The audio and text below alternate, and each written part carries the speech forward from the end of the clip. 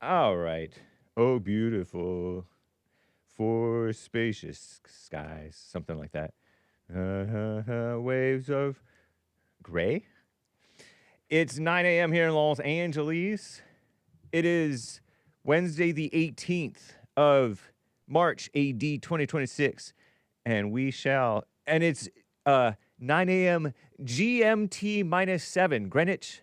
It looks like Greenwich, but it's pronounced Greenwich. You do the math. I don't know English. Meantime, -7. 7 hours behind Greenwich Mean Time. And we're live already on Rumble, it looks like. Yep. What's up, Rumble people? Thank you, Pastor Chatelet, rating the stream. We are live, I do believe, on YouTube over here. Shout out to the YouTube people. Everblazer says, what does Hake have for us today? Sly smile, side eye emoji. Thank you, sir. What's up, David A? No one, just Joe. Don't say anything bad, guys. I'm showing you guys chats on the screen. The dude, Jim in Alaska, Jennifer, etc. Nice. Everblazer. We've already hit the goal. So fun. Let's check out the fan funding, just so that I have that pulled up for you guys. Take everything that you hear here with a grain of salt, all right? Info may be false. Fair warning, okay? It just might be false, okay? So no endorsement implied by Bond or JLP or Anchor Baby or Derek or even me. I don't even endorse myself, okay? 'Cause I'm wrong. Idle talk is the devil's workshop. Alas, it does happen on the Hake Report. I don't like it necessarily, or do I? But it's a mess. So the Hake Report is a mess sometimes. So be warned, kids. We do like to keep it child friendly and family friendly. So don't be saying cuss words, callers, or super chatters, or live chatters. But nice, okay? And you can call in 1-888-775-3773. I do see y'all and appreciate y'all. Those of you already on hold. And you can super chat buymeacoffee.com/The Hake Report. Oh, you know what? I had an idea. Do I want to pause this? We never pause. We go hard every day. Oh, hold up. What am I doing? If I go here, I wanted to show you guys some headlines before I get into the things. Because I have interest in headlines that I sort of gather in the morning sometimes, lately. Some sort of funny, okay? Some sort of funny things, and then I'll get started with the show, okay? Mildly amusing. That's not in Yahoo. Israel's prime minister supposedly suspicious coffee video sparks more death rumors. They're like, oh, he's dead. It's AI. And this is from Times of India. They're showing him in this coffee shop. They don't show the whole thing. And that's not even, I don't know why they're showing Metamucil. That's degenerate. But, no, it's not degenerate. Let's see. Will it be done? Yeah, here it is. They say online that you're actually dead. I'm dying for coffee. You know what? I love my people. The way they behave is fantastic. Do you want to count the number of my fingers? Can you show us? Here. Five Here. fingers. Did you Five see? fingers, Very not nice. 6. Cheers. To go out to get some fresh air. but Okay, near all a right. Anyway, protected so space. he made a social media video to show that he's not dead, he's alive. And then, but they didn't accept that either. That's why you shouldn't respond at all. It's not why, but it's another reason. They won't accept the truth. People can't accept the truth.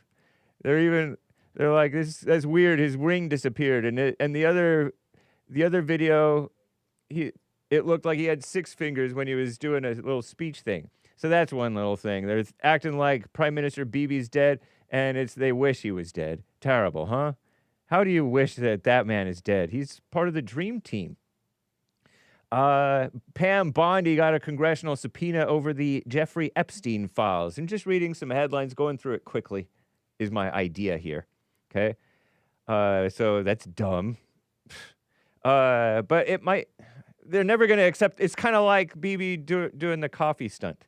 Although everybody noticed that the barista, the coffee lady, was mildly attractive.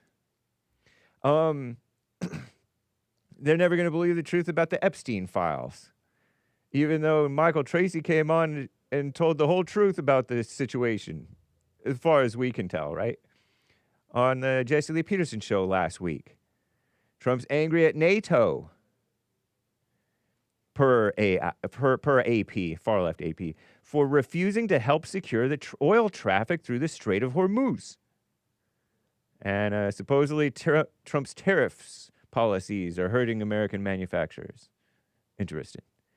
The first black woman, Illinois Lieutenant Governor Juliana Stratton, won the U.S. Senate seat for the, well, not the Senate seat, but the primary. Won the primary. She's the Democrat candidate. Look at this gal. Nice smile, I guess, right? At least she's smiling. I don't know why it's pronounced. Oh, okay. This must be a cropped portion of a bigger picture. Because that's not Rodney Boyd. This Juliana Stratton. 60-year-old, born Wiggins. Nay? Wiggins is how you pronounce nay? Born in September 8th, 1965, American lawyer, liar, politician, black female, 48th Lieutenant Governor of Illinois, progressive, meaning socialist communist, elected 2018 and 2022 with J.B. Pritzker, this guy, who's, I think he said that he's Jewish, even though he looks sort of like an Italian. He has that Italian sort of hairline. You know, these Italians. You can tell Hake is not Italian. Anyway, and she is for what? She's for Medicare for all, abolishing ICE, and a $25 minimum wage. You know she's communist. A strong favorite to succeed retiring Senator Dick Durbin. Let me show you who Dick Durbin is. Was Dick Durbin, or is he Jewish, or is he Christian? How can you be a Christian? And at 81 years old, Democrat Senator Richard Joseph Durbin, 1944, 81 years old, Democrat Senator from Illinois, married Loretta Schaefer Durbin, Schaefer.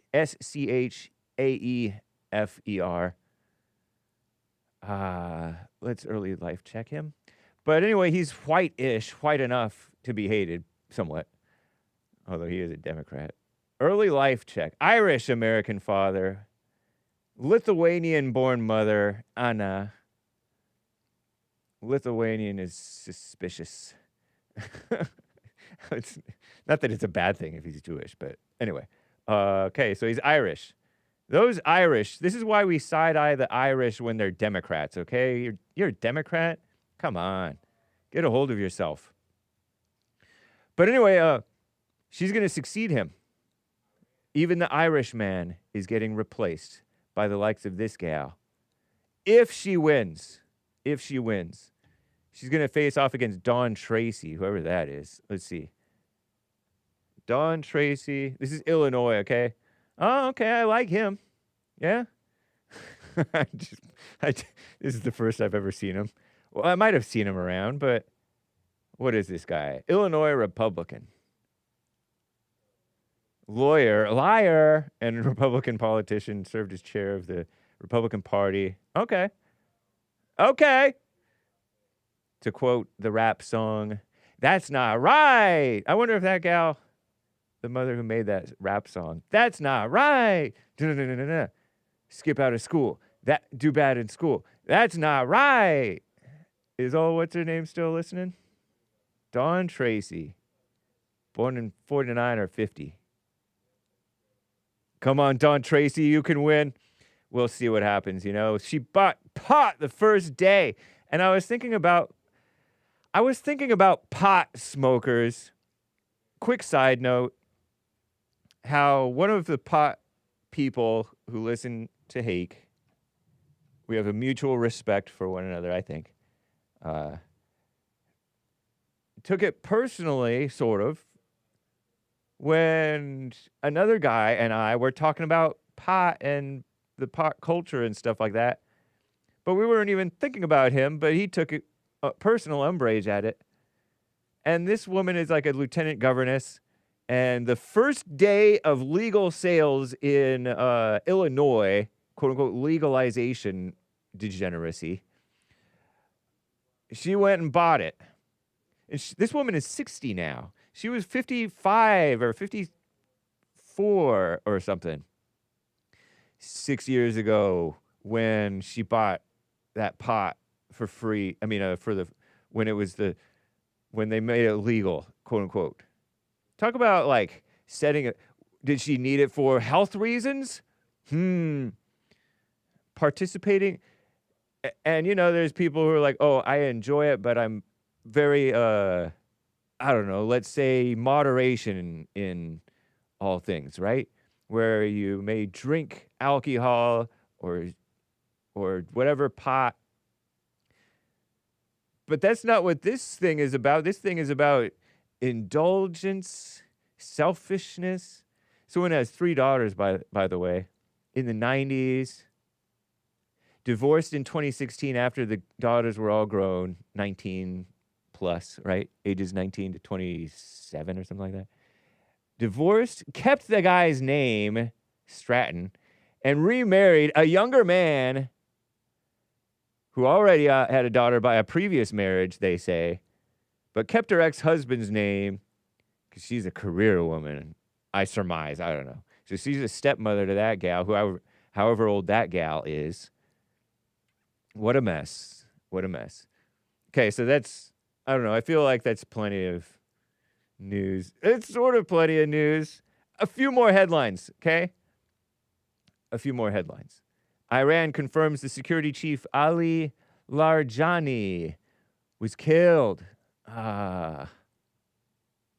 See their story. Did I log? I don't know if I logged in ever. Ali Larijani, pardon me if I'm butchering his name, has been killed. Their security chief of Iran.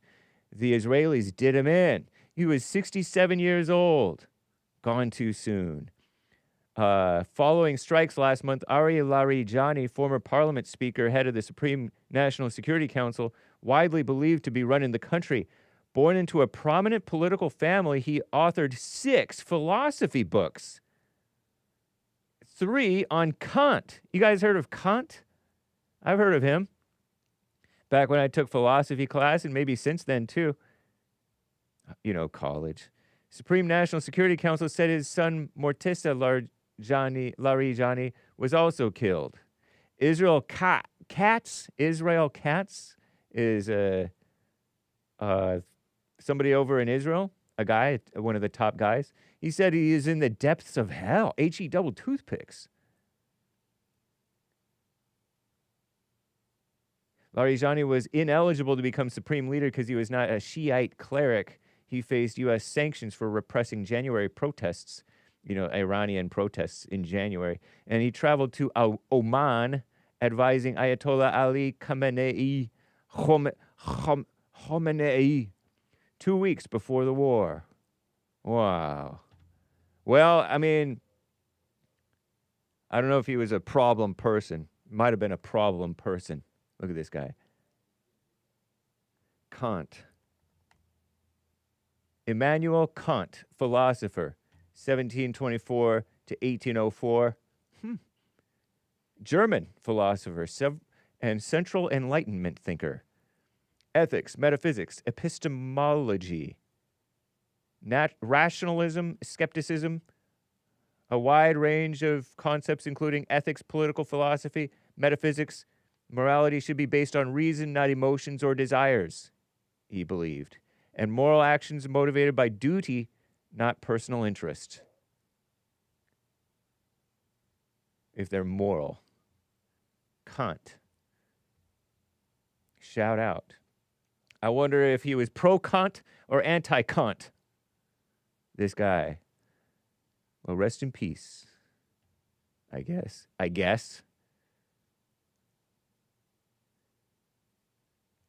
And a few other quick headlines, okay?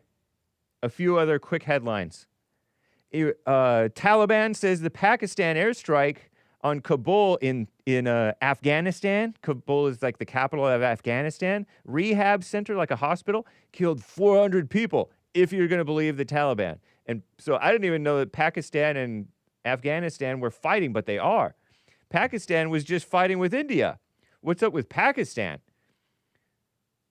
And the U.S. Senate confirmed this Trump judge pick who was opposed by an ex-Fox News host. And it's a woman judge, okay? But she was against so-called civil rights. Gretchen Carlson wrote back in 2021, I guess, or 2022 maybe, or maybe this year, that this woman, Anna St. John, sought to gaslight women, and Democrats opposed her. But she was anti-civil rights lawyer woman, Anna St. John, according to National Women's Law Center. So she may be, I'm not for women judges, but as women judges go, this may be one of the good ones, if there is such a thing. She built her career, Anna St. John, a Trump judge pick, built her career fighting to undermine consumer protections, silence survivors of sexual harassment and assault, and strip away protections for LGBTQIA plus people. All right, so that's that headline. I don't want to spend too long. Babies, according to this study, babies start deceiving as early as 8 months. Wow. Children of their mothers. Researchers led by Elena Hoika, Hoicka, found children began attempting to deceive parents before their first birthdays. 8 months is 2/3 into your first year, right? Something like that. 4, 8, 12. Based on interviews with parents. Oh, so you're going to believe the parents? Of 750 children. A quarter of children are deceptive by 10 months and half by 17 months, with deception becoming more elaborate by their third birthdays. Younger infants commonly hide items or pretend not to hear, while 2-year-olds deny eating sweets or hide things, often hiding under a table or in the bathroom and fabricating stories like a ghost ate the chocolate. Researchers say early lying is normal and hope the findings give parents and caregivers, so-called, a development roadmap. Hoika, this Elena woman, said it was fascinating to uncover how children's understanding and usage of deception evolves, communist buzzword, from a surprisingly young age and builds in their first years so they become quite adept and cunning little liars in a news release. And then adults are big liars. The findings link early deception to developing working memory and representational thought with Saul, whoever Saul is. Okay, so this is ground news, and they use AI for their stuff. Okay, whoever Saul is, or Saul. This study shows just how much complexity gets overlooked by whatever focus. Anyway. Nice. Okay, so that's that. And Revolver News says spring break 40 years ago compared to today is eye-opening. I bet you that 40 years ago, it wasn't called spring break. It took place around the Easter week, plus or minus, either leading up to Easter or right after Easter. And it was called Easter vacation. Because all you hear about spring break and it's March, right? Sometimes Easter falls in March, but I believe it falls in early April this year. And we, the Christian world, used to call it Easter vacation. Even in the, this is from Revolver News. See, I look at Revolver News. You proud of me, William III? I'll get to your calls shortly. I'm not looking just at commie nonsense anymore. But commie nonsense is somewhat interesting. CNN. Back in the 90s, early 2000s, most of what you saw was fighting, vandalism, public nudity, public intoxication. These days, we're seeing a lot more large-scale beat-down style brawls and gunfire. Oh, so violent crime is rising. Thanks, Obama. Biden, maybe W a little, maybe, because he was a compassionate conservative, which is not compassionate at all. Satan, conservative, so-called. 4 shootings and massive unruly crowds in Daytona Beach. You heard about this past couple days on the Jesse Lee Peterson show. Look at all that. Look at all those. I don't want to say the word. Here, I'll Anyway, this is revolver.news. Revolver.news. And you can see it. Maybe I'll share. Nah, I won't do it. So that's the news. Okay? Punchy TV is happening after an hour after American Anchor, baby. Okay? Let's get going here. I want to. Lordy. Fine. It's fine. I don't know if that worked out for you guys or not, but I never get to anything. Okay? Let me actually keep up a little bit.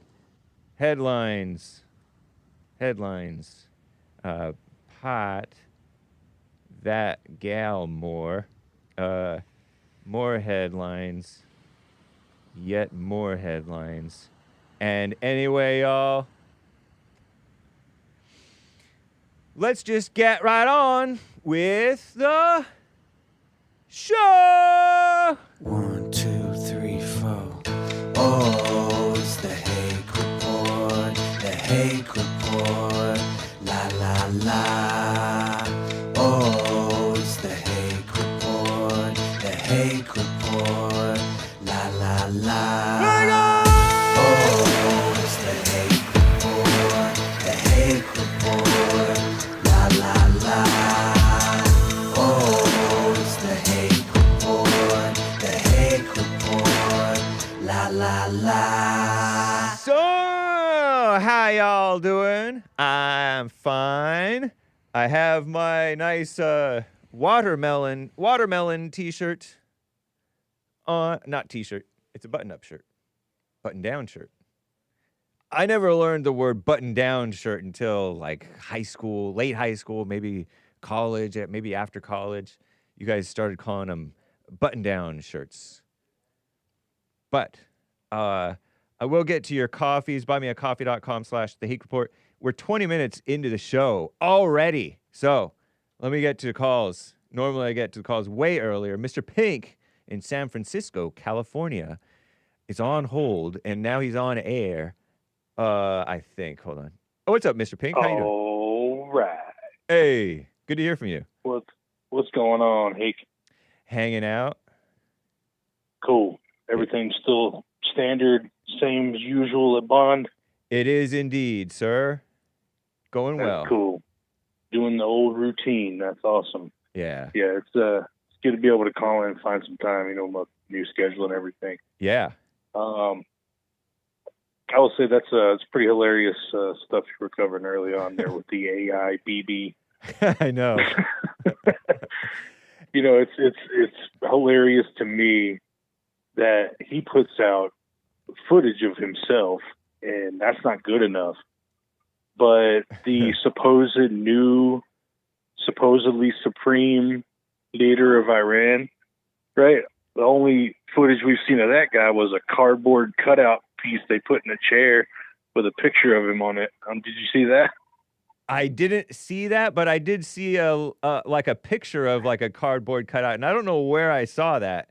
But yeah, they were definitely trying to cover up whatever his situation is. I think he was severely wounded, and I don't know if he's alive or dead now. I don't know where they stand on him. Yeah, right. Supposedly he's like disfigured or something from a bomb or whatever. Yeah. But they had some big council or whatever, and they had all the people sitting in front of the podium and everything, and they had a picture of him on a piece of cardboard and put it in a chair. That is funny. Bro. I heard that they've been using AI in a lot of their stuff, and that's what Trump claimed, for their propaganda, because it seems to me that the Muslim world is filled with propagandists who exploit the compassionate feelings of the Western world to get people on their side against whoever their opponent is, whether it's Assad, with the with the Assad allegedly poisoning his own people with their civil war way back before he was exiled, and Hamas with their children getting killed, with Palestinian children getting killed, and Hamas exploiting that, and Iran exploiting, their daughters' victimhood stuff. So that wouldn't pull on the that heartstrings. wouldn't surprise me. That would not surprise me, considering they don't have a lot of, what is that word? Truth to back up their positions or legitimacy at all. Like they believe a bunch of nonsense that as the basis of their religion and morals anyway. So I've heard that they are not surprising at all. Yeah, I've heard, and I don't know if it's true, but I wouldn't doubt it. If it were, I wouldn't be surprised too much. The Iranians are very good liars, and Right. I mean, I was reading about how babies are good liars, get better and better at lying and deceiving. Yeah, I mean, what was that? What was I about to say? Oh yeah, like apparently there was some, apparently credible U.S. spy intelligence that is saying, number one, that this new supreme leader guy is actually gay. Yeah, I'd seen that on YouTube. I mean, on not YouTube, on Facebook, Fox News. I can't think right now. Yeah, that's funny. So again, that's just like more of their What a mess. mess. Yeah. And but like you said that they're actively lying, but they're not very good at it. I mean, basically that to me is what triggered Trump to go ahead and make the moves that he did, because I think it was what Trump said is that what basically was like the final straw is that they came into the most recent meeting to have nuclear talks, and they came in all swaggered, acting like they wouldn't capitulate to anything, and like, oh, we're 20 days from having like all these bombs ready to go, and we'll blow you up, and blah blah blah. And it's just like, dude, Yeah. as we have seen from the results of this, okay, which I believe will be wrapped up soon, and we will not have a prolonged Iraq or Afghanistan kind of conflict here. I just don't. I think you're right. Yeah, I think it'll be wrapped up sooner than later. But we have seen how much, after 45 years of putting up with their crap, to be honest. Right. They've been a Putting problem. up with this. But, how much they don't stand a flipping chance against our technology and our military. I know. We got them in a day. Yeah. That dude was blown up in a day. And it was with this insane military technology. You've seen the bombs that they used, right? No, I haven't. I was watching videos about the bombs that they used That Americans used? American Israel? Yeah. Uh-huh. Yeah, just with our bombs specifically. Yeah. That we have missiles that penetrate buildings and go underground before they detonate. Oh, that's what we did to the mountain that had the nuclear stuff back in June, I think, right? When we first did their Midnight stuff? Hammer. Yeah. Midnight Hammer. Yeah. That was cool, because those were bunker busters. So basically, they shoot a missile in, and it would blow up a little bit, and then they shoot another missile into the hole that was created, and then blow up underneath that. Wow. But this technology is basically. So he was he was 2 or 3 stories underground. Whoa. Under a 6-story building. Wow. Right? So our missile goes through the top of the building into the bottom structures, and then it's on a timed release, so it doesn't blow up before, on impact, basically. Right. And it's on a timed release, so it goes down in and then, explodes from the inside out. Yeah. Wow. That's crazy. Awesome. It is. They don't have that. their missiles are getting popped off in the air by Israel, you know, on a regular basis. Like, they don't have anything close to the technology that we do at all. And hopefully they don't have the smarts, which I don't think they do, that Trump possesses. Because all of our other presidents with Iraq, with Afghanistan, and wherever else, North Korea, Vietnam, none of them were smart to like go in, win, get out, whatever, or get whatever we need done. Because although our superior technology is crazy, we don't have superior propaganda and smartness necessarily, except for Trump. You know, because, you know, there is the reason I say that is because I see like huge crowds supposedly in favor of their new leader, whoever the new leader is, I don't know, or one of the old leaders who old new leaders who may be dead, I don't know. But, you know, like Anchor Baby mentioned, the more we bomb a country, the more you're instilling they fall for nationalism for their own evil enemies who are running their country.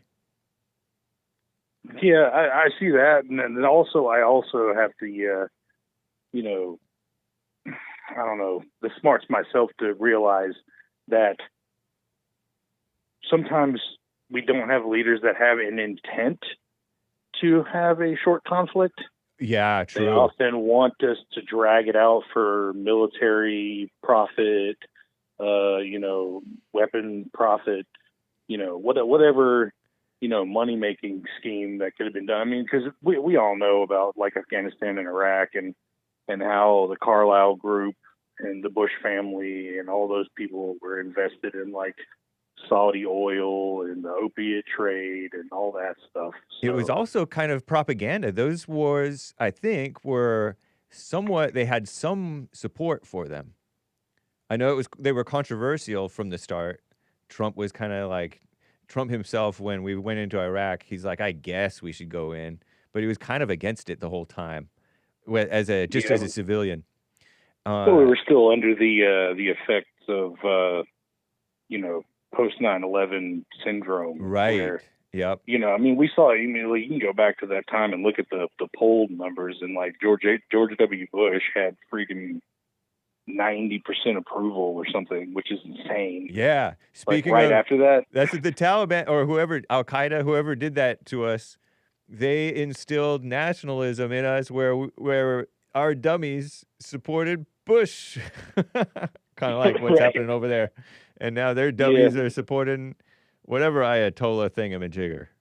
Well, I mean, you know, we even got the problem here with like dummies out in the middle of the street in big cities like New York putting up like vigils for the Ayatollah in the middle of like public square or something. And it's like, what vested interest would an American citizen have in defending or promoting the, you know, the death of, this great person. We got to support him now because Trump did something to him. Yeah. It's like, bro, he was killing his own people in the middle of the street. Like, they killed like 30 or 40,000 of their own people during those protests recently. Like, just because Trump popped off on him doesn't mean it's now time to support this person.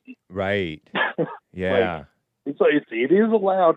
You know, you might not agree with everything Trump does, like socially or, you know, politically or morally, whatever, but it doesn't mean everything he's doing is wrong. Yeah. But even dummies like Bill Maher were like, you know, do I like Trump? No, but do I hate everything he's doing in Iran? No. Right. Yeah, I talk to regular guys sometimes, and regular guys are like, he should have done this a long time ago. Yeah. And I'm interested easy in the fact that a regular guy, you know, Gen X, boomer types, and they're not for Trump. They're like not necessarily even conservatives, really. And they're like, yes, this has to happen. Yeah. We shouldn't have. It's a lot better than when Obama was leaving office the first time, like right as Trump was about to get in. Yep. And they sent them pallets of cash money. Right. As he was leaving office. Like, just bribery. What was that? Just like kissing up. Like, what are you going to use that for? Not terrorism. Yeah. Not supporting Hezbollah and stuff. No, it's fine.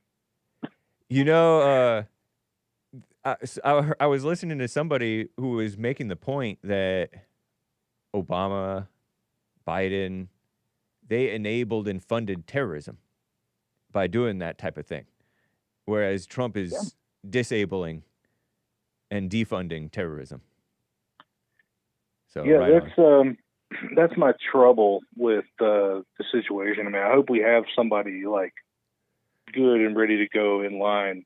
If we don't get 3 terms of Trump, like I'm hoping for, which we'll see. Yeah. You know, or king for life. You Yeah. know? But you know, I hope Vance stands a chance or Rubio stands a chance, and like if they float somebody like AOC or something like that, then it should be an easy win. But you know, I just don't want us to like be at a point where we get a little beachhead, and then it's always like 1 step forward, 2 steps back, because we get like another Democrat in that like lets 20 more million illegals in. Yeah. You know what I mean? Like, totally. I mean, we had, if you think about it, when I was a kid, you too, we had Reagan. And then what did we have after him? Bush the daddy. And Bush the daddy, we only got him because he can only thank his win to Reagan, because he was Reagan's. And he lost right away. He was Reagan's VP or something. I forget. He was. Yeah, and then he was a one-term president because he got tricked into doing the new taxes when he said, "Read my lips, no new taxes," and you know he did Kuwait thing, which was kind of fast. I thought that was a quick war, Kuwait and Iraq or whatever. It seemed like it was fast.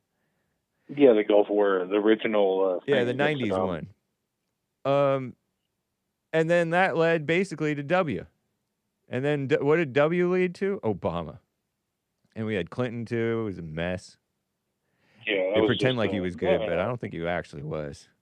No. He was part of the decline. It was part of the decline. I mean, people like to talk about his like economic policies, but I feel like that was on the tail end of like trickle down and Reaganism and stuff. Yeah, and he went with what was popular, and what was popular was the Reaganist stuff. So he just worked with the Republicans. Right. Yeah. So it was a lot of his like success was the fact that he was actually able to, you know, negotiate and be kind of a both sides kind of president. Right. He was not stubborn. Right. Yeah. And, you know, that's the problem we've had with like Obama and Biden is that they've just gone completely overboard. Totally. And so, yeah, that's it's my trouble is, like I said, 1 step forward, 2 steps back, like over and over again. We can't have that. Like, I really hope that they get the SAVE Act passed. Yeah. So that all these illegitimate votes can't be counted. The votes by mail are taken away, and you actually have to prove that you're a citizen to be able to vote. I mean, I feel like if they get that done, it should be that Democrats can't ever win an election again, to be honest. Yeah. I mean, they already do have, because of the anchor baby situation, they have a whole lot of quote unquote American citizens. We have many generations of quote unquote American citizens, you know, but you're right. The SAVE Act would help a lot. Trump and Vance are going after fraud. He appointed Vance to go after fraud in California and everywhere that it may be, which is a good thing because we have this government spending. Trump made this point a couple of days ago that the government shouldn't be spending on people's, I forget if it was health care or what, but there's a whole lot of shenanigans with regard to the federal government spending and basically subsidizing people's lives and stuff that's counterproductive to America. Yeah, and I mean, that's like not even just for American citizens, but it's all that stuff that Shirley kid's finding about, right? Not just the Minnesota fraud, but he just went down in California and in LA and stuff, and he's finding all sorts of the same shenanigans. Yep. Trump mentioned him. And so Yep. and so it's not just, that's the problem. We're spending too much on so-called problems of Americans Yeah. that don't need to be spent on too. Like, I mean, the whole welfare, Right. and the whole food stamp thing. Yep. Luckily, like a lot of that's got cut back too. Like, spend it on, candy bars and Coca-Cola when it's supposed to be a supplemental nutrition assistance plan. Yeah. What a mess. I mean, there's so many things that need to get resolved, but I really do feel like the legitimate results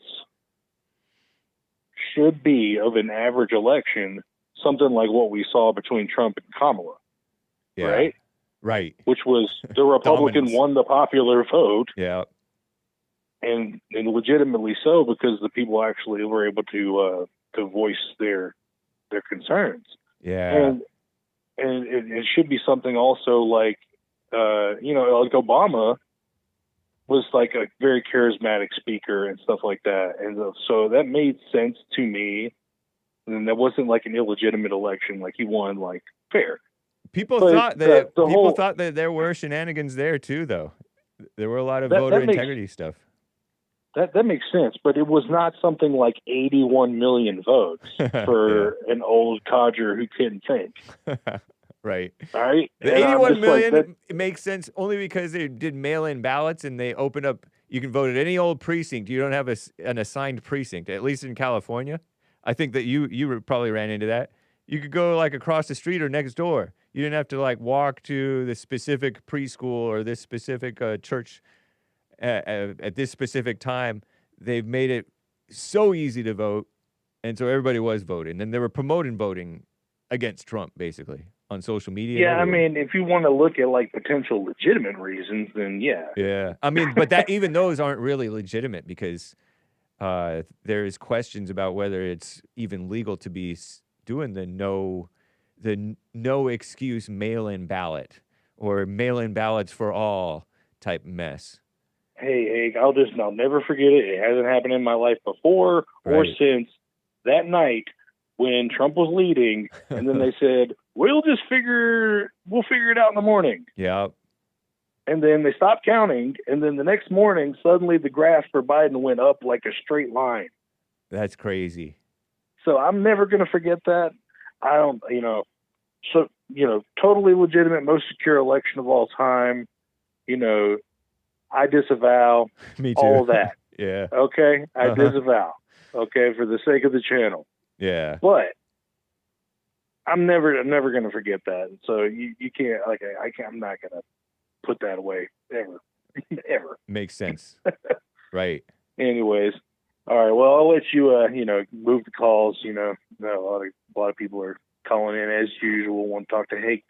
I'll just leave you with this. And it's something I do miss. And I wish Jesse would do it a little more just to get on your nerves. But I'm just going to give you the Jesse impression of the old Hake Report theme.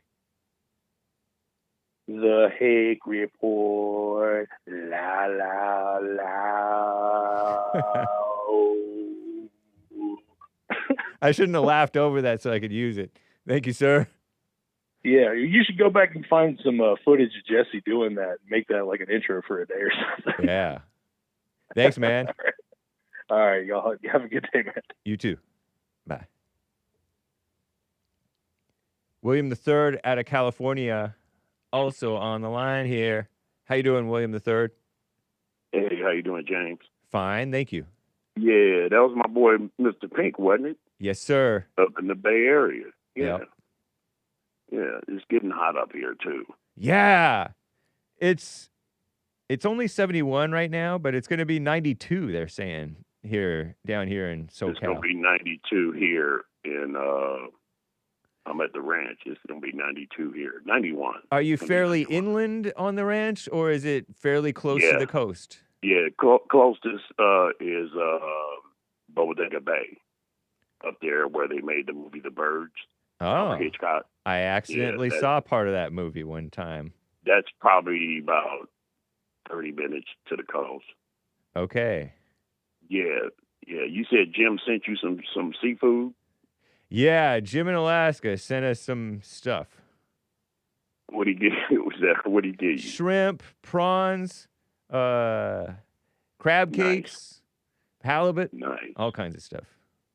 Yeah.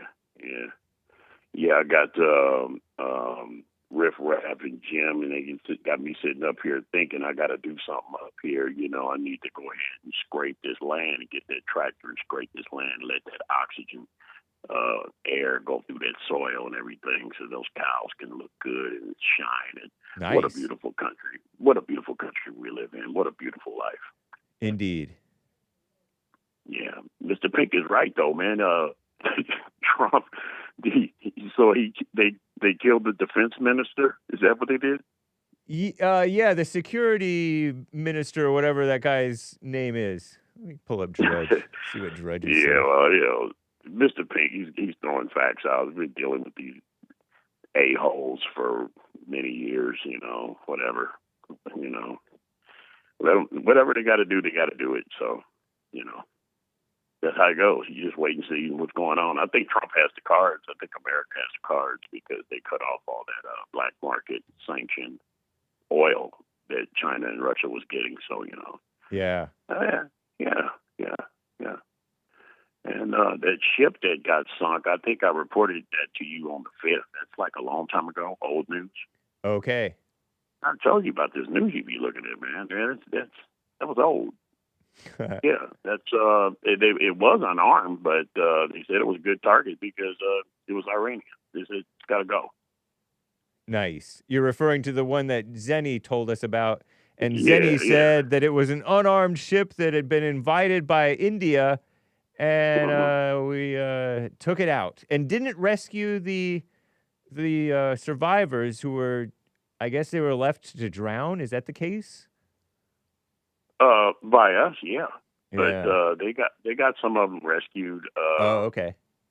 Some of the other Arab countries are stepping in on this. They're all against Iran. Nobody likes them. And you know, we like to do this. We like to send your people. Okay, so you got to think about this. The Kurds, oh my God, they can't stand supreme leader. They don't like him. The Kurds are looking at this, and they can come in from the north and actually help. And you know, and all this argument about the country's not helping and everything. Trump still got the cards. You know, if you don't want to help, you can not eat too. You can not get no oil and supplies too, and that can be very expensive for you. And we can put it on you that way. So we got the cards. Nice. Yeah, well, it is nice, you know, and we got a good president. Yeah, that's a fact. We just got a good president. Reagan should have did this a long time ago, but he just didn't. That's an interesting point. Yeah, him and Bush should have actually did this a long time ago, but yeah. So the guy's dead, huh? He killed another one. So every leader they get, Trump goes ahead and kill him. Right. Isn't that what he said he was going to do? Yeah, until he gets one that he likes. He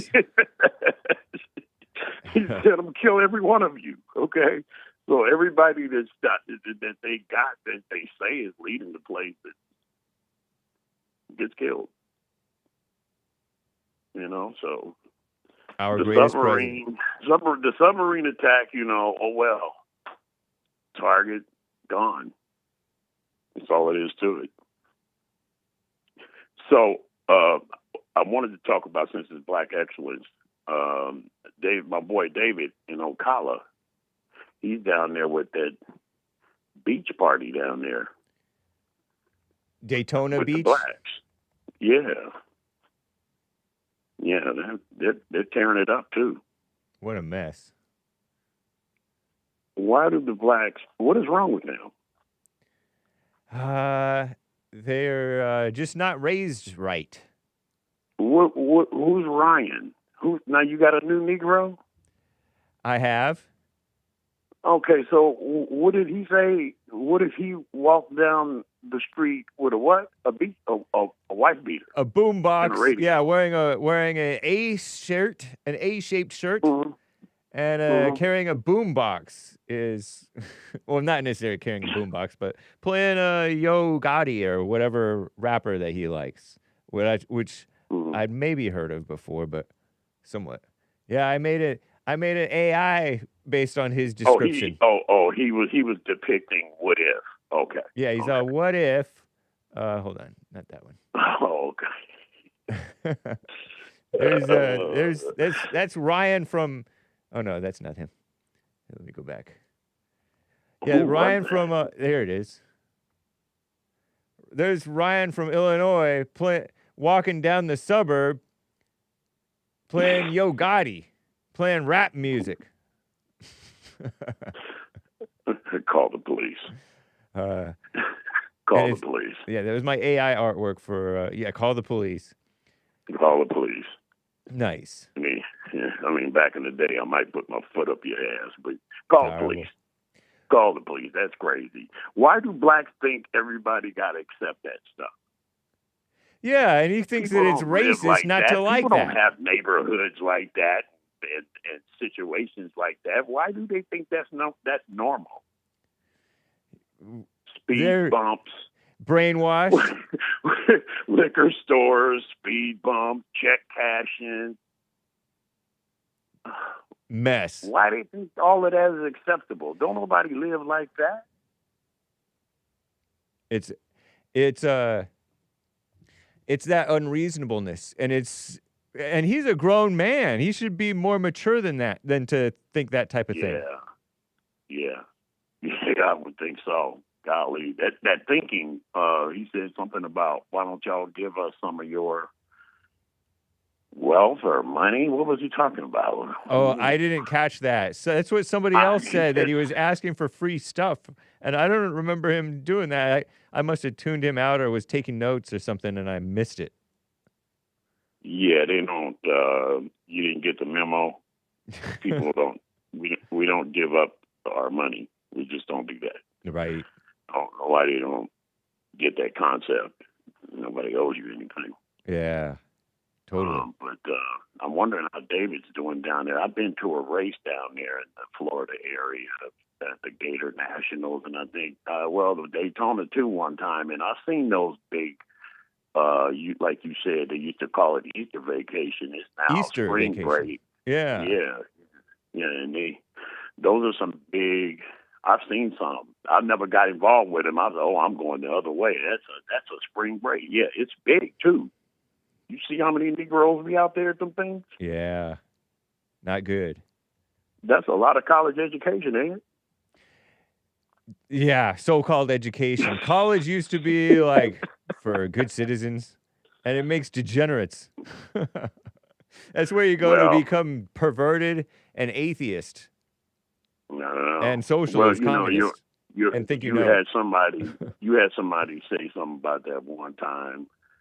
That you go to a trade school, you'd be better off than college. Basically, you come out of college with a lot of information that doesn't do you any good. Yeah, especially economically speaking.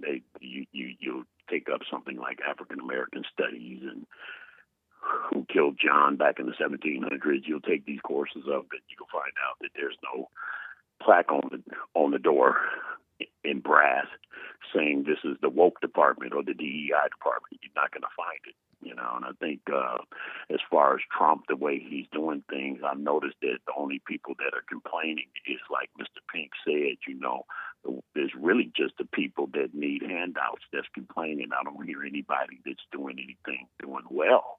I don't hear them complaining about what Trump is doing.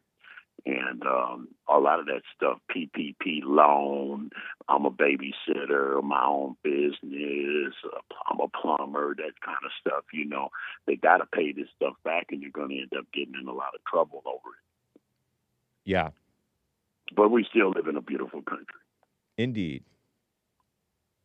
You take care, man. All right. Thank you, sir. Okay. Bye. Ronnie in Ohio is on the line over here. Ronnie, thank you for calling and holding. How you doing, man? My brother Hake, all is well with me. How are you? Doing fine. Thank you, sir. Yes, sir. Is it still enough time for this Iran situation to be a smackdown, or can we rule that out? In my opinion, there's still enough time for it to be a smackdown. Nice. Yeah. How about you? You already told me that you think it's been too long. Yeah, we're many well lives past cost. that. Yeah, we're well past that. And then my other question is, do you get other people involved to jump somebody and call that a smackdown, or can you do it by yourself? You get other people involved to really smack them down. Are you referring to Trump's trying to get the Strait of Hormuz secure? Yeah, it was surprising to me to see him reach out to people for help after the fact. I think that was wise of him to do. Yeah, I wouldn't say I'm not sure if it's wise or not. I think the more wise thing would have been to get everybody on the same page before we started. But no, I'm not the president. So you want the element of surprise. He wouldn't have been able to do all the damage he had done. It's better to. I learned just recently, and I don't know if I really accept this learning, but I learned from a guy on Instagram that it's better to do something and ask for forgiveness than to ask permission in advance. For some things, yes. Yeah, for certain things, yes, of course. And so I think that Trump, since he was going to do this, was right to do it and shock the world. And then pressure China and pressure everybody else and, kind of use his, the chips that he has, if you will, to show the world where the world stands, where all these other countries stand in terms of helping out and making things function. Because Trump did to Iran what he did to Iran, I think, because he wants the world to function and be at peace, because Iran was not really a peaceful nation. And he also wants this thing to work because he knows that the world works better when the world cooperates with this Strait of Hormuz, for example. Yeah.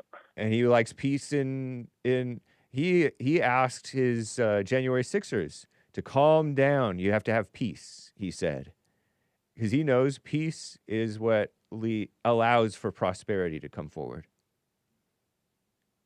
Yeah. You can't have a civilized... Yeah, hopefully he can lead our troops to wrapping this up quickly so that we can get back to times of peace. Yeah. Instead of all the chaos that's going on. Yeah. Indeed. Yeah. But yeah, that's all I have for you. I appreciate you letting me get on. Thank you, sir. What's happening with NATO? I heard he's scolding NATO. He's mad at NATO.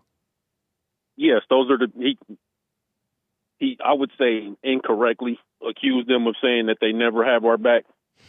The only time I think NATO has had to go into action was to support the United States. But then again, that goes back to, if I'm going to go to war with somebody, or I'm going to have a conflict with somebody, and I want reinforcements or I want help, I would try to get them on my side, at least understand, make sure we're all on the same page before I take that first step. Interested. Okay. Yeah, don't get in a bar fight and then ask people to help have your back. Just either don't get in a bar fight at all, or let people know, like, hey, I'm about to go swing on this dude, follow up, have my back. Not the approach that he took. NATO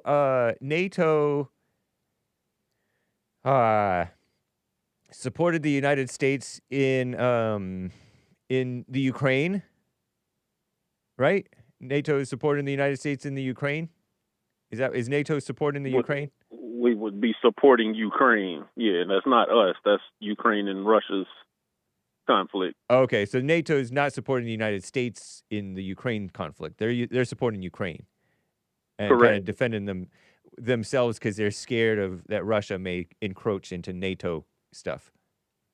Correct. But they other than that, Russia expanding their borders, and Russia doesn't want NATO expanding its borders. So that's where the tension has come from. So we were supporting Ukraine because of NATO. America is supporting Ukraine because of NATO and America kind of feels a little bit of an obligation to Ukraine. Now you understand. Now, because you had said that NATO has only really sent troops to support America, but NATO sent, I don't know if NATO sent troops, but they've supported Ukraine, and that didn't have to do with America, really. That was had to do more with self-interest on NATO's part. Yes, and I wouldn't say their commitment to Ukraine has been, I'm not sure what the word is I'm looking for, but it hasn't been as profound as it was when they had to come to our aid. Yeah. Now they've come to our aid in what? Just the Middle East, pretty much? Yes. They didn't come to our aid in the Cold War, in North Korea or Vietnam, did they? Or did they? Oh, no. That's a good question. I'm pretty sure they did when they came to Korea. That seemed like it was a little bit too early. Yeah. We got to remember NATO it's not like it's a old entity either. Did NATO anyway, I started to go into all these refugees and things that going into these European NATO countries. If supporting quote unquote the United States. And people say that all of our people make the claim, and I don't know if it's any truth to it. You may know. All of these Middle Eastern wars that the United States has done, Afghanistan, Iraq, Iran, and there's maybe been some others. Have they been for Israel or have they been for America? Neither. They have not been for people. They have been for commodities. That's just my theory, in my opinion. But in particular, oil, which is not only used for gasoline, but it's also used for plastics and a bunch of other things. So the oil, and then poppy fields, poppy seeds, opium. Anytime a country has been a producer or have had that poppy, we've had some type of conflict there. So when you look at the heroin epidemic from the 80s, 90s, even kind of opium still is affecting us now. There's no opium here in the United States. So opium connect those dots. Opium is heroin, and what else? Is it heroin? Is it even heroin? The opiates. It's, those are all opiates. It's an umbrella. Oh, all the opioids? Like fentanyl and all that? All that stuff. Yeah. Wow. So yeah, when we locked up a lot of black people here in the 80s, 90s for selling that stuff, it's like, well, they didn't manufacture it because they don't have the natural resource to manufacture it. So it had to come from somewhere. Yeah. And places like Vietnam, Afghanistan, a lot of those places were top 5, top 10 producers of poppy and oil. So there are a lot of reasons to go into it, not so much Bibi Netanyahu pulling the puppet strings on Donald Trump or vice versa. Right. I don't think, you can get into debates and speculation about that stuff, but it's a lot more clear when you look at the resources as opposed to the people that are involved. I'm no expert, but that's just my observation and the conclusions that I've drawn from those observations. So America wanted opium, or control of opium, or wanted to stop the opium, or what did we want regarding the opium? I can understand the oil thing, definitely. Yeah, many people around the world have longed for opium. Yeah, I know a lot of people speak against drugs, and it seems like a lot of people that are at the top like to use them. So. Well, everybody seems to. They got customers worldwide, so all up and whoever can control the supply can reap the benefits of feeding those customers and supplying those customers with the stuff that they want, whether it's making their life better or worse. One thing I like about Trump is that he's more shameless about wanting to control the oil and make money off of the oil, whereas he pretended, or I don't know if you can call it pretending, if it's fair to call it that, but he acted like we didn't want to control the oil.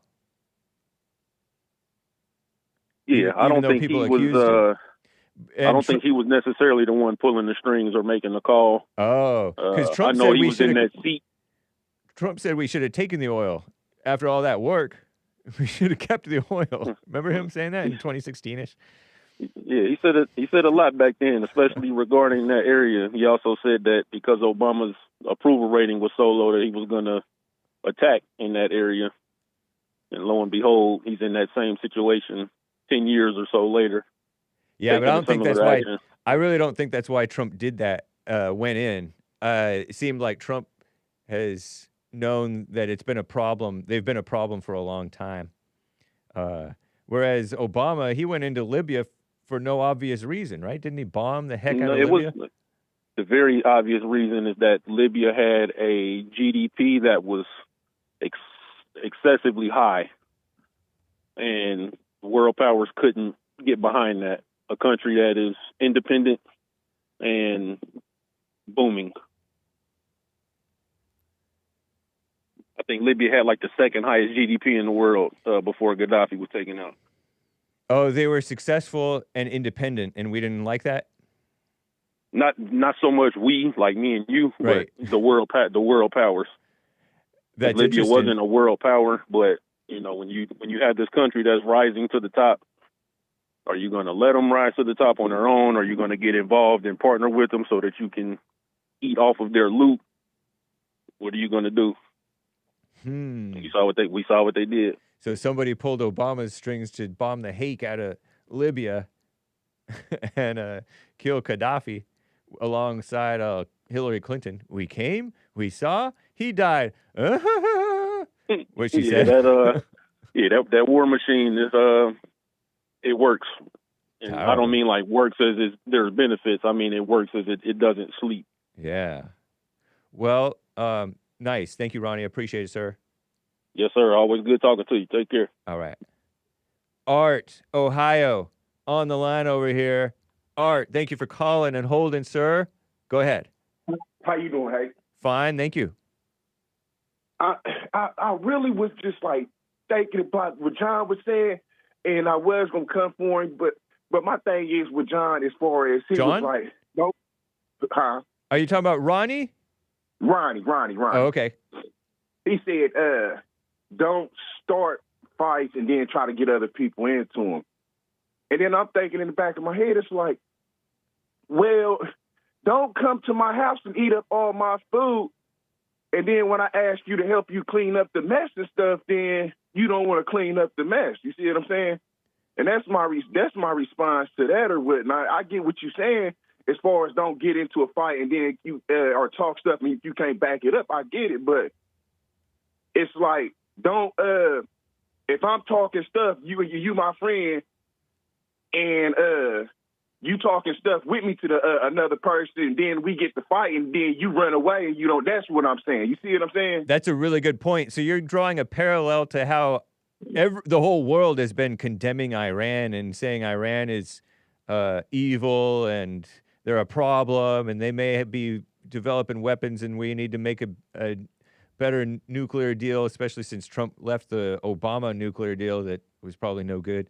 And everybody knew that Iran was bad, and now Trump is finally doing something about it that other presidents just talked a big game but didn't do anything real about it, only enabled them. And now nobody wants to help Trump because it's Trump. Yeah. Yeah. Well, I mean, my thing is we've been saying this for years, hey, with NATO or whatnot. We paying for everybody or whatnot, and they doing the bare minimum. They know that we gonna cut. They know we gonna pull. We pulling our way in their way, and this is ridiculous. And this is something that I am mad at Trump about. Why are we talking about this still? If you're gonna get out of NATO, get out of NATO. And I agree with Trump saying we don't need y'all. We don't. Yeah. So what's the point of us even being in NATO in the first place? We don't even need you. You basically you drowning us, really. We can't even swim because y'all drowning us. We killing ourselves to help y'all. And then I was thinking about this. I mean, maybe that British dude or whatnot that Trump is calling weak, maybe he's like, man, y'all started it or whatnot as far as with y'all letting all the illegals come into America, and then y'all basically gaslighted the rest of the European nations or whatnot to want to do the same thing. So now that we see that what we've been doing in America or whatnot probably ain't working, we got them to do it now. They're doing it, and now we like, hey, y'all should stop letting people in British and France and all these other countries. And they probably like, man, hold up. Y'all got us into it. Now y'all telling us that we should not have these people over here. So I kind of that might be what they thinking. I don't know. I'm just speculating. You know what I mean? I'm just being the devil's advocate. I'm trying to be unbiased. You see what I'm saying? I'm trying to look at it from their side and our side. You see what I'm saying? Yeah. And then I got two other little things or whatnot, and I'm gonna make them real quick. Have you noticed? Hey, when we first I said, hey, can you supposed to be like, yeah, yes, but I didn't put a pause and a period in between. But have you noticed something like so Ben, we go to a go kart, we go to ride. Me and Hake go to ride go karts or whatnot. Yes. So when we pay our entry to go in here to ride the go karts or whatnot, when we go in there, we trying to ride the go karts, not trying to raid the cash register. You see what I'm saying? You know what I mean? But what do you mean? We're trying to ride go karts, but not raid the cash register. Yeah, if you go to ride go karts, you trying to go to ride go karts, not raid the cash register. I'm using an analogy. Okay. All right. So why if America's the greatest country in the land, and you want to see everything that's going on in America, why all these foreigners? They ain't even been over here. They first generation or just got their citizenship. First thing they do when they come over to America, they trying to get into politics. That don't make no sense to me. Unless it's crazy because they not trying to even be not obvious with it. They're basically being out front with it and basically saying, oh, we just basically coming over there to try to subvert your government and take your country over. Yeah. You see, they not even trying to cover it up and make it seem like they trying to assimilate. Because first thing they coming over here doing is getting into politics. Bam. Do me a favor and go ahead and pull up this Crisean Rock lady, and I got a couple more things. I'm gonna run through them real quick though. Pull up Crisean Rock. So then I heard something about Gavin Newsom or whatnot. They had a hotel down there that the state of California they bought for like $10 million like 5 years ago. Been dumping all this money into it, and it's still to this day. Good picture. Still to this day, it ain't been built. And I'm trying to think, hold up. Y'all got all these illegal aliens over here. Y'all paying them less than what y'all supposed to be paying, which is subverting us, the Native American people, from getting paid what we supposed to be getting. And y'all can't even get the help to help y'all get these bills together. That makes no sense. Y'all can't even get the illegal aliens to come out there and build on that hotel from like 4 years ago that the taxpayers paid for. This makes no sense. Bam. Now, let's get on to Crisean Rock, baby. You notice how it's a beautiful baby. It is. Or whatnot. It's cute. Yes, sir. You notice how the females, they always say the men are abusive and our body, our choice, everything is just pro-women. The women need help, and they the biggest victims or whatnot. But this young lady right here when she was pregnant, she was drinking alcohol. I think she was smoking weed. So now I guess the baby has got like, it's developmentally slow. You see what I'm saying? Because of what she was doing. And I'm trying to figure out, why ain't this lady in jail? She was doing all this on TV. You don't even need to investigate nothing because she was doing it all on the internet. It's plastered all. I think she was trying to fight a lady on the Bad Girls Club when she was pregnant. You see what I'm saying? And I'm like, well, why is she in jail? She really was child neglect, or when don't even call it child neglect. You need to make up a new law. I don't care if she needs to be in jail. That's basically what I'm saying. And I'm trying to figure out why she ain't in jail 3 years later or whatnot. And we already know what she was doing is what caused her baby to be like this. And then I was thinking about it last night. The reason why this lady ain't in jail is because when that kid goes to school or if it's out here in public, the taxpayers is going to have to pay to take care of this kid. So, of course, they ain't going to want to put her into jail or whatnot, because this is what the liberals want. So they can basically be robbing the taxpayer for money or whatnot. This is they want to project and make it seem like this is the type of people or females that they should be listening to, drinking and making your kid developmentally slow, and not like, because that's how they will end up getting our taxpayer money when this kid goes to school, because we're gonna have to put them in a special class. You see what I'm saying? That's crazy. So this woman, Crisean, for the folks at home, Crisean, not to be confused with Crisean, the Dawn of the Misfit Nation, but Crisean Eugenia Malone, born in the year 2000, known professionally as Crisean Rock, American rapper, reality TV personality, and she's kind of famous lately, going viral in the past few years over her boyfriend Blueface, I guess, and she dated him, and then they would hit each other, I think, or she would hit him, or I forget what all. But she had a son. Okay, so she announced she was pregnant with her first child in 2023 January, so that's about 3 years ago. Gross. She streamed the birth on Instagram Live. Crisean Malone Jr. So is that a boy named Crisean now? Okay, so it's a boy and girl's name. Okay, so whatever. And then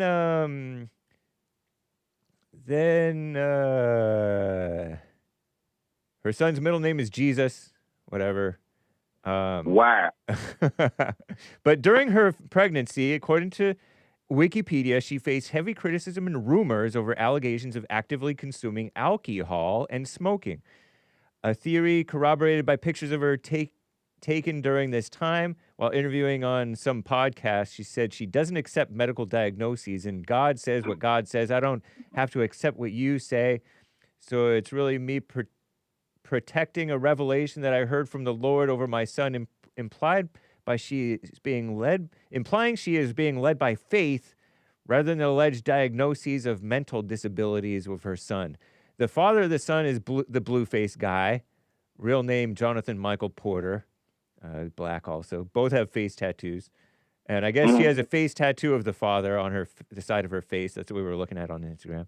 Denies the developmental delays are from mental disability, attributing them instead to a lack of parenting, calling Malone, which is Crisean Rock, calling Malone herself the disability.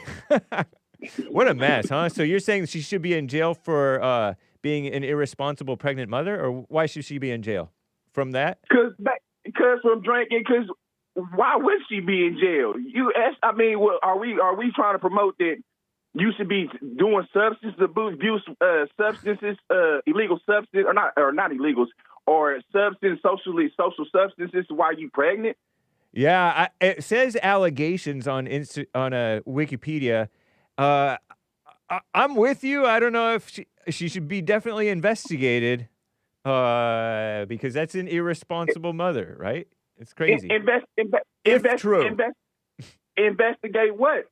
We already the public opinion and the courts already got the evidence. You did it in front of you on that Chicago type of timing. Yeah. You self-snitching. Right. We don't need to investigate nothing. We need to stop talking about investigate stuff that we already know. I'm just saying that I don't know. I haven't kept up with this story, but not you. But yeah. That's crazy. Let alone. And this is what I'm saying. Why, you got all these people or whatnot. It's just propaganda. You got all these people or whatnot. They put the worst in front of you or whatnot. It's a reason why it's propaganda or whatnot that they trying to push this lady in front of people like that, and they think this is acceptable. You see what I'm saying? So is making people think that it's the dummies and the liberals, which we talking about, think that this type of behavior is cool.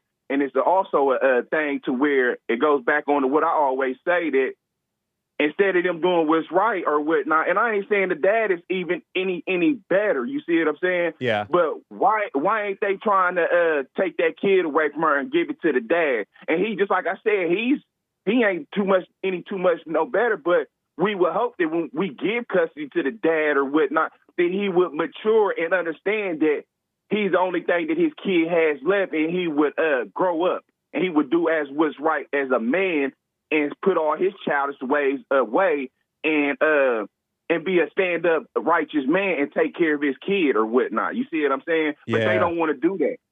But that's pretty much all I have to say or whatnot. Hey, you keep this show going. I'll catch you later. Thank you for taking my call. I appreciate your contribution, Art in Ohio. Take care, sir. Yes, sir. All right. Wow. Women's History Month, huh?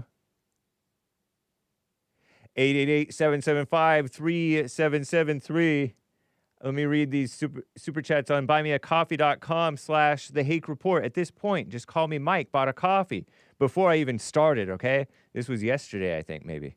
Shout out to my We Got Drake at Home, quote unquote, a.k.a. Zenny. Drake being a black Jewish rapper, Zenny being a black Jewish, also Canadian, just like Drake. Drake is also a singer. I thought of him as a singer before a rapper. But anyway, Zenny also is from Canada and in the hip-hop sort of world, right? He break dances or something. Always solid, says Michael in Canada. Maine, I thought Ryan was cool. I was willing to forgive him for always calling in the bathroom at work. But screwing your boss money to say stupid beep like that is unacceptable. Nothing wrong with being a slave. Am a ninja too. But being a slave of your mind is, all caps, dangerous. Says, at this point, just call me Mike. Wow. Fair warning. Shots fired. Shots of constructive criticism aimed at Ryan from Illinois. I was a little bit dumb what Ryan was saying, but I like for Ryan to call in and express himself, even though a lot of you guys point out that it is indeed double talk and a mess. But I like his mess overall, except when he cusses and stuff like that, of course, right? Be classy. But he was the inspiration. How did you like the AI art? Cesar. Sup, Hake? A friend and I were talking about how expensive it costs to live in California. Then he started to wonder, how is it that immigrants are able to stay over there in California and survive in a place with an expensive lifestyle? Are you able to answer that? I might be, sir, in some cases. One more thing regarding and I will answer after I finish reading. One more thing regarding the large homeless population over there. Which race, ethnicity makes up the majority of homeless in California? Fair question, sir. I've seen white. I've seen black. I don't know if I've seen Hispanic or Asian. Would you say black and white Americans? Immigrants? What do you think, Hake? I think it's black and white. Maybe Hispanic. I don't know if I've seen Hispanic. From what I noticed, it seems to be more Americans and barely any immigrants. If I'm correct, why is that? Be safe, y'all. Dominican thanks hands emoji. Let's ask this question to far left extremist Google. While Hispanic Latino individuals constitute a large portion of overall homeless population. Oh, really? Black Californians are the most overrepresented, per capita, of course. Overrepresented means compared to their share of the population, right? And make up a massive share of the homeless, particularly in major cities. They're disproportionately affected, accounting for over 1 in 4 unhoused people, or up to 26% of the population, while being only 7% of the state's total population. So 7% of the population of the general population, 26% of the homeless population. 1 in 4. More than 1 in 4. Disproportionate representation. Black Californians consistently overrepresented, making up over 25% of the homeless population, despite being only 7%, blah, blah, blah. Recent data shows significant increases in homeless among the Latinx. Lord. Californians. In LA County, recent counts shown Hispanic Latino individuals making up the largest percentage of the homeless population. Just raw numbers. They're almost probably the majority of, or almost the majority, if they're not the majority, of Californians, period. Followed closely by black residents, both groups disproportionately impacted. Majority or plurality? These racial disparities are driven by systemic factors, including disparities in economic status, employment, and housing. Or is it poor raising and bad mindset and crazy drug abuse, mental illness brought on by drugs and anger and all that mess? Okay, so to answer you about the Hispanics, immigrants, not just Hispanics, but immigrants, period. I heard, and I don't know if this is a factor in overall ability to survive in California, but illegal families, so-called families, they take up homeless shelters and live in, I heard, on the radio, news radio. And so they take advantage of social services that they're not even supposed to take advantage of, and stuff like that. And a lot of them do get jobs and live inexpensively. You know, Anthony in SoCal called in and talked about immigrants of his time, how they packed in houses like sardines, and everybody was working and contributing until they could afford to move out and buy up houses on elsewhere. And that's how they did it. That's how the Asians did it. My Asian friends, they packed grandpa, uncles, their kids, all in a grandpa and grandma. Well, maybe not grandma, because I think grandma died. But they all lived in the same house.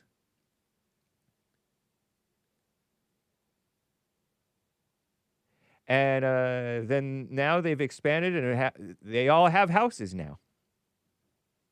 And they had that good work ethic. So in some cases, they do pack in like sardines to home. You know how sardines are all packed into a sardine can? Sardines are fish, and you eat the fish. Maybe not you, maybe not me, but people do it. Can you eat sardine bones? Are there bones in there? Because I used to eat trout bones and get stomachache. I was telling my friends or my coworkers. Anyway, yeah, there's that. So in some cases, they are already rich. Chinese will buy our properties for cash, or California properties for cash. Don't ask me how they get that cash. Maybe they're in the shipping business and stuff like that. So a lot of that tariff stuff is affecting them. It's not real Americans being affected in some cases from that tariff stuff that Trump is doing with the shipping, foreign shipping, China and stuff, taking advantage of our lax so-called free trade, globalism mess. So that's my, those are some speculations, sir. Let's find out. Let me ask the AI. Just for you, sir. Cesar on immigrants. Immigrants are able to survive in high cost of living.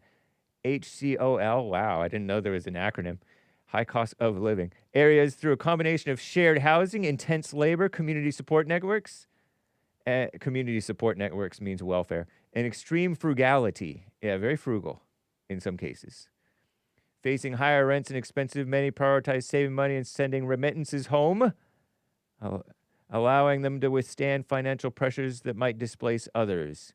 Crowded housing and roommates, lowering the cost of living, more affordable, lower-tier neighborhoods, subsidized housing. which is evil, which drives up the cost of housing in general, by the way.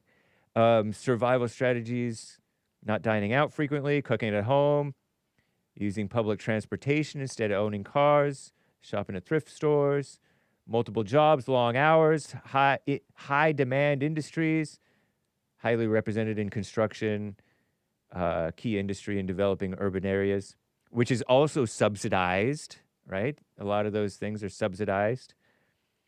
Building is often subsidized. Many build successful businesses through community support, starting in small sectors like retail, blah, blah, blah. Cash economy, cash without documentation, cash-based jobs, bypass traditional banking, though this comes with increased financial risk. Traditional banking, what? That's not expensive. Well, you mean bypass taxes? Maybe that's what you're talking about with the cash stuff? Or just being able to have a job that doesn't even necessarily pay minimum wage, even? Or get tips, and cash tips and don't report it, maybe? They're not necessarily honest means. And then, and yet they vote for the stuff that they vote in for laws, tax laws, and all that stuff that they break. What a mess. So that's my best attempt there for you, Cesar or Cesar. Immigrants and homeless. All right. Continuing on, Chris. Hake, that lieutenant governess, classless woman from Illinois. I called her governor, but it's governess, right? Classless woman from Illinois is the one who put out a political ad that had a bunch of different libtards saying, forget Trump. Oh! Absolutely disgusting behavior. Not forget Trump, but the F word, Trump. Don't say it, kids. Don't ask. Don't ask what it is, kids. Even for a politician, we're getting out of this trash state, Illinois, doxed, Illinois, man. As soon as everything falls into place. Oh, and Illinois is considering an exit Illinois tax. Wow. If you want to sell your home to leave the state. Gosh darn, commies. Wow. F. Trump Stratton. Lordy. Illinois Lieutenant Governor Juliana Stratton won the Democrat primary for the United States Senate in Illinois March 17th. I saw that on the Jesse Lee Peterson show that she's had the forget Trump, but not real forget, campaign. Released February 19th, just a month ago, 2026 AD. Multiple people, including Tammy Duckworth. That's that wheelchair-bound woman who lost her legs in a helicopter accident. She's a supposed, veteran, right? Right? Saying, forget Trump, vote Juliana. As if Juliana's running against Trump. She's running for Senate, right? To replace Dick Durbin, because Dick Durbin is, I guess, retiring. She does not use the profanity herself in the ad, saying they said it, not me. But she called Trump a wannabe dictator. No, he's not. The ad aimed to show a bold and courageous, approach to opposing 2024 to 2028 Republican policies, specifically promising to abolish ICE as a senatoress and hold Trump accountable for alleged crimes. Dumb.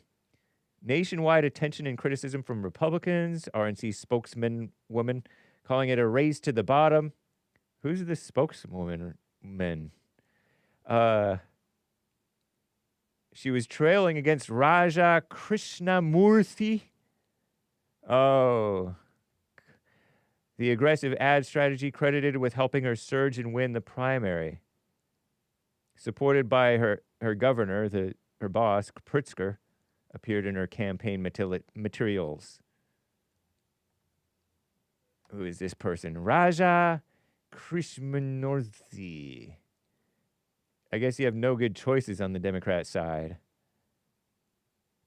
Wow, thank you for the heads up on that, sir. I got to tell Jesse that she's the F. Trump black female who's running for Senate. And hopefully that other guy wins. You know what I mean? Jelly Bean. Wow. Juliana Stratton, F or get Trump. What a mess. And popcorn. Before we get back to your calls, y'all, there's one line open. Popcorn. What are your thoughts on the resignation of Joe Kent, the Great White Hope's director, whom he nominated to the National Counterterrorism Center? Did he nominate him? I heard that the woman, the Democrat woman she had the T-shirt that said "No War with Iran," and now she's mighty quiet. Tulsi Gabbard, Tulsi Gabbard wanted him in there. Joe Kent said, after much reflection, I have decided to resign from my position as director of the National Counterterrorism Center effective today. Glad you're asking about this, Popcorn. I cannot in good conscience support the ongoing war in Iran. Iran posed no imminent threat to our nation. Clear we started this war due to pressure from Israel and its powerful American lobby. It's an honor serving under the president and director of national intelligence, Tulsi Gabbard. He was under a woman. And leading professionals at National Counterterrorism something or other center. May God bless America. And he shares this letter to President Trump. After much reflection, I decided to resign from my position as director of National Counterterrorism Center effective today. And this was, what was the date? Where's the date? I cannot in good conscience support the ongoing war in Iran. But that doesn't mean that you have to resign. But anyway, Iran posed no imminent threat to our nation. It's clear we started this war due to pressure from Israel and the powerful American lobby. I support the values and foreign policies that you campaigned on in 2016, 2020, and 2024, which you enacted your first term. Until June of 2025, you understood the wars in the Middle East were a trap that robbed Americans of precious lives of our patriots and depleted the wealth and prosperity of our nation. In your first administration, you understood better than any modern president how decisively, this is Joe Kent's letter to Trump, how to decisively, you split your infinitive, which is okay nowadays, apply military power without getting drawn into never-ending wars. So he's, okay, anyway, you demonstrated this by killing Qasem Soleimani, however you pronounce that name, pardon me if I'm butchering it, and which was an Iranian guy who did the roadside bombs. He was like a mastermind behind the IEDs that hurt a lot of Americans, I guess, is what they said. And by defeating ISIS. That's right. Trump decimated ISIS, which resurged under Biden again, I guess. Early in this administration, high-ranking Israeli officials and influential members of American media deployed misinformation campaign that wholly undermined your America First platform and sowed pro-war sentiments to encourage you to war with Iran, or encourage a war with Iran. This echo chamber used to deceive you into believing Iran posed an imminent threat to the United States and you should strike now. There was a clear path should you strike now, there was a clear path to a swift victory. This was a lie. Sounds like Putin went in thinking, which I don't know if this is true, but I heard, it may be false, that Putin thought he would dominate Ukraine real fast and it would be done. And if he thought that was wrong, because the Ukraine is a hairy situation for all involved. Anyway, continuing on with this thing, he says this is a lie and the same tactic the Israelis used to draw us into the disastrous Iraq war. Many agencies, so-called, right, intelligence agencies claimed that Iraq had weapons of mass destruction, and so W said that in a speech, and then we went into Iraq, whatever that. And it cost the nation the lives of thousands of our best men and women, claims Joe Kent. We cannot make this mistake again. As a veteran who deployed to combat 11 times, as a Gold Star husband who lost my beloved wife Shannon in a war manufactured by Israel, he claims, I cannot support sending the next generation off to fight and die in a war that serves no benefit to the American people nor justifies the cost of American lives. I pray that you will reflect, says Joe Kent to Trump in this letter, right? Reflect upon what we are doing in Iran and who we are doing it for. Who? The time for bold action is now. You can reverse course and chart a new path for our nation, as if we have a nation. You can allow us to slip further toward decline and chaos. You hold the cards, he said to Trump. It was an honor to serve in your administration and serve our great nation. Joseph Kent, director, blah, blah, blah, blah, blah. Okay, so thank you. Here, I'll retweet. Does not mean endorsement, right? Going back to Popcorn, let's see what Popcorn says. Trump said that he always felt Kent was weak on security. He didn't know him well, but thought he was a nice guy. That kind of strikes me as a cope/saving face. I always felt like he was weak, similar to the response to NATO allies not agreeing to get involved in Iran, says Popcorn. Oh, we didn't need them anyway. Nick Fuentes weighed in as well. 60 seconds of his commentary will give you the gist of it. Okay, let's hope he doesn't cuss. Cover your ears, kids, just in case. Our future president is about to talk here in this clip on the Hake report. Hold on. Trump appointed Kent to be the director of the Counterterrorism Center. So Trump says, well, I always thought he was bad on security. Really? So you always thought that your own nominee to be the director of the Counterterrorism Center was bad on security? So why then did you appoint him in the first place? That doesn't even make any sense. And see, this is where you got to say about Trump, I'm done with this guy. Are you kidding me?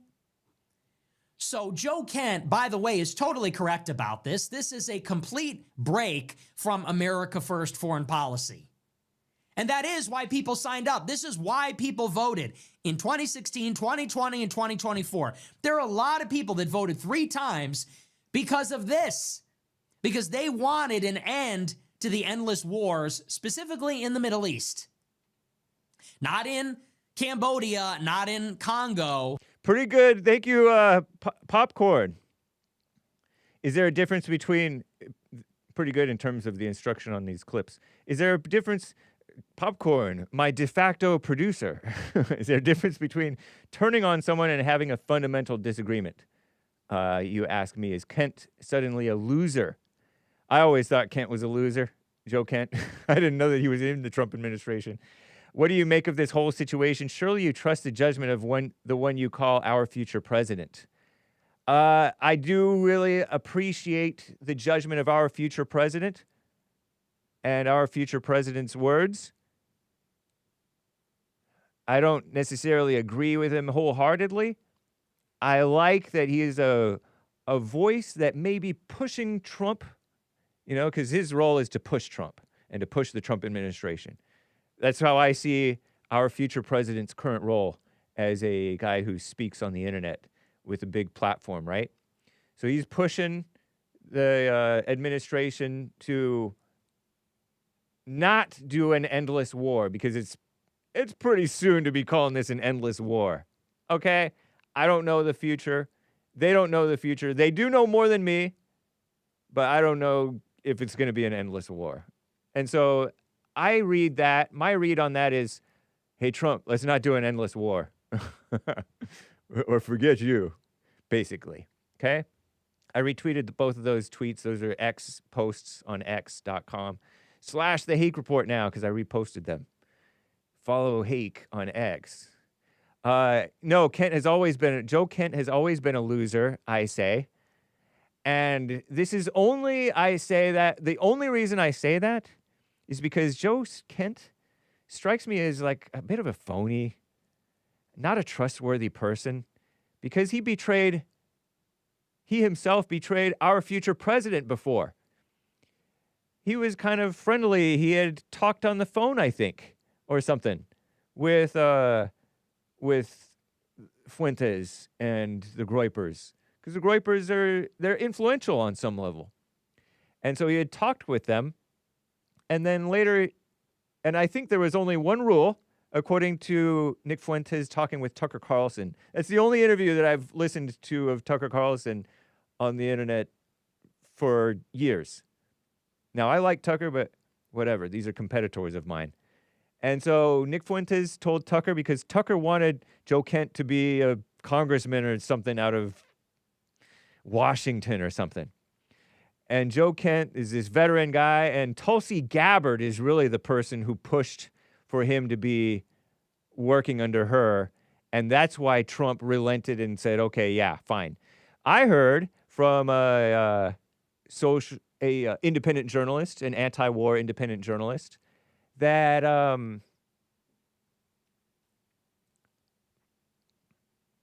that Tulsi Gabbard has been shut out of the talks in terms of what's going on with this war, but yet she's remained in place. And she said, basically she's sticking by Trump. And this person who is an independent journalist, is an anti-war independent journalist, not exactly morally straight, but I like him. Glenn Greenwald is the guy. And he wrote this piece that I read part of on his Substack that Joe Kent is showing standing by his principles or something, and Tulsi Gabbard is not. But interestingly, in the article, he said, I've interviewed Tulsi Gabbard. I found her to be having a lot of integrity. And he didn't say that he had interviewed Joe Kent at all, or that he found him to be a man of integrity. My two impressions of Joe Kent are, one, turning on the Groypers, and then two, turning on Trump and acting like Trump is some sucker of Israelis, which, you guys can have your little opinions, but I wonder if Mark in Los Angeles, were he a national counterterrorism director, if Mark would resign and make this big show of it, or would he still work there and try to do the best he can, even though he disagrees with Trump on the Israel thing? I don't know. That's my take, sir. He betrayed our future president, and he betrayed our greatest president. He's weak. He's a poser. But I don't know if that's fair. I disclaim I don't know what I'm talking about. And anyway, thank you, Popcorn, on Joe Kent and our future president. Okay, and a side note from Popcorn. Side note to Ronnie, Hake is never going to watch The Godfather. It's no mistake that the suggestion box doubles as a spittoon. Whatever, man. You don't know me. It's funny, though, Popcorn, on Godfather and the suggestion box. When I was fresh out of college with a friend of mine, she's like, you remind me of The Graduate, which is some movie with Robert De Niro. Or maybe it's not. Maybe it's that other guy. The Graduate. And she wanted me to watch The Graduate. I never did. I still haven't watched it. And it's been, what, 20... I graduated in 2005. I graduated a year late. Okay. The Graduate. It has this one guy. Who's that? Dustin Hoffman. Yeah. It's probably a degenerate movie. But for some reason, it's like he graduated, but he's aimless and a loser. Or I don't know. He just finished college, back at his parents' house, trying to avoid what everyone was asking. What does he want to do with his life? Nobody knows what they want to do with their lives, or at least I didn't. An unexpected diversion crops up when he is seduced by Mrs. Robinson, a bored housewife. Gross. I don't know why she said that. And then Mrs. Robinson demanded he stay away from her daughter. Gross. What the heck? Why does she recommend that? So anyway, The Godfather is probably not as degenerate as The Graduate. But both classics, I guess. One more classic than the other. You don't know me, You know me, Popcorn. That doesn't mean I'm never going to watch. Maybe you know me better than I know myself, sir, because I might watch it.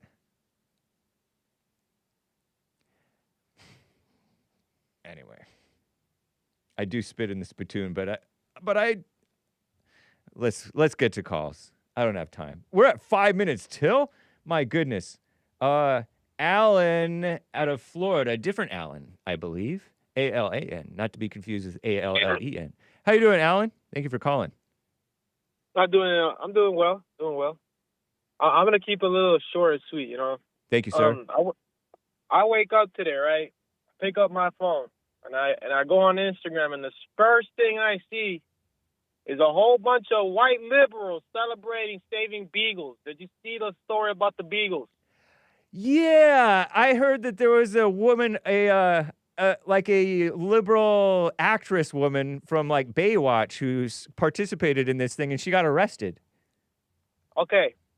I wish they kept the same energy for all these fucking, abortion clinics. All these abortion clinics, they're killing babies every day. I wish they had the same energy for these abortion clinics. Yeah. They want to go save the dogs. They love the dogs, but they don't want to go save the babies they're killing, huh? Right. They don't want to save the babies they're killing. They don't want to keep that same energy. They think they look like they're like some military people, like saving the lives of people, but no, they're saving the lives of some dogs. Like, come on, man. Like, this is so ridiculous, man. This world is poison. Yeah. They care about it. This is why when Jesse Lee says the whole thing about dogs, it's 100% true. Humans love dogs more than humans. Right. They don't want to go save the babies they're aborting. They want to go save the beagles. Oh, the beagles, the beagles, the beagles, the beagles, the beagles. Yeah. I'm tired of this. Man. Beagles, This is a that's what ridiculous world. Snoopy is a beagle, I think. That's crazy, man. Yeah, animal. I remember talking with some liberal woman across the street who was like in this Jewish protest about life or war or animal rights or something. And I said, how do you feel about abortion? And then she like got mad at me. Crazy. Terrible, man. Yeah, these people are, that's what passion will do to you. You don't really care. There's no love. It's just emotion and mess. Insane. I wanted, just to point that out so people can open their eyes and, search the story for themselves, the Beagle story, to search it up on Google. It's just completely ridiculous. They look like white liberals to me. I'm not trying to be racist. Sorry for cursing on the show and all that, but, it's insane. It just blows my mind. Yeah. It blows it. I accept. Take care, Apology accepted. Thank you, sir. Appreciate you. Yes. All right. Take care. Yesterday, a harrowing rescue unfolded as activists. What am I reading? Juan. Let's see what this says. WorldAnimalNews.com. Today's breaking news. Activists rescue 22 beagles from Ridgeland Farm, Ridglan, Farms Animal Testing Breeding Facility. And it was reported March 16th, a couple days ago. Harrowing rescue unfolded. Activists saved 22 beagles from Ridgeland Farms, notorious beagle breeding facility near Madison, Wisconsin. For the first time in their lives, these dogs experienced life outside a cage. All right, so beagles. Oh, cute. I feel like I saw like beagles on YouTube. Let me see. youtube.com/feed/history.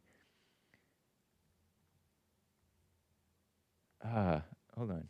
I'm trying to search. Oh, search watch history. Beagle. Did I see this on Anchor, baby? Beagles rescued. This is from years ago, okay? From bankrupt laboratory. Oh, there's a beagle in Fluffy. This is a great track. Isn't that cute? It's such a good song. Himiko Kikuchi. But I can't play too much of it because it is copyright. It used to not be copyright. Such vibes. Okay. There's... Where it is, we got to bathe them, clip their nails, chip them. We have to spay and neuter them. This was a legal one, I guess. It was a bankrupt lab. Town of Wallkill. Back in 2010. Before going into their outdoor runs. These women and guys. We believe that they have never been. Snoopy is a beagle. Let's find out. Yeah, so Snoopy is a beagle, but he looks different from your average beagle to me. You know, from the Peanuts. Charles M. Schultz. Jewish? Christian? Don't know. All right, y'all, I got to get out of here. American Anchor Baby is up next. I believe he may be from the lab. Okay? So peace in the Middle East, y'all. The rest of the callers, I cannot get to you. Super chatters. Oh, I did see a super chat. Couple of them. Commander Kim. Yeah, Commander Kim is talking about remittances. And then somebody else gave a super chat that I saw on, a few. About Ronnie, Commander Kim on Ronnie. I'll have to read these tomorrow. I thought I might have seen another one. Well, adios, America. I'm late for the Anchor Baby. And then Derek. Thank you, sir. I don't know why I'm saying Derek. Oh, and then Brandy from Hawaii. I neglected to read that super chat. Terrible. So I got super chats to read tomorrow. I'm a minute late. Apologies to Anchor Baby. Go ahead and go live, Anchor Baby, and I'll send the people over to you. Anchor Baby, American Anchor Baby on YouTube and Rumble, not on D-Live, D-Live crew. Figure it out. Peace in the Middle East, or at least in your hearts. Adios, America. Punchy TV, not Derek. Shout out, Derek. Punchy TV, later today, 2 p.m. Pacific. Bye.